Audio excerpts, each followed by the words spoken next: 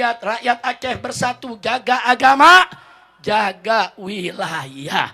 Bukan hanya jaga agama dan jaga wilayah, jaga perjanjian damai yang ada, saudara. Wujudkan setiap poinnya supaya masyarakat Aceh bisa merasakan manfaatnya. Setuju tidak?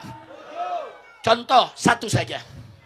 Nah, itu yang saya mau sampaikan. Saya bukan memprovokasi, tapi saya mencoba untuk memberikan solusi, insya. Nah, maka itu saya sarankan semua nih, anak-anak muda nih.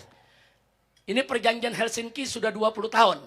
Yang 20 tahun baru lahir, yang hari ini umurnya 20 tahun ke bawah, nggak tahu tuh, saudara. Nggak tahu tuh apa isi perjanjian. Nah, maka itu saya sarankan, saudara, kepada FPI di Aceh, begitu juga kepada pemerintah daerah di sini, kami punya PDF-nya untuk perjanjian perdamaian Helsinki. Bagi-bagi ke masyarakat.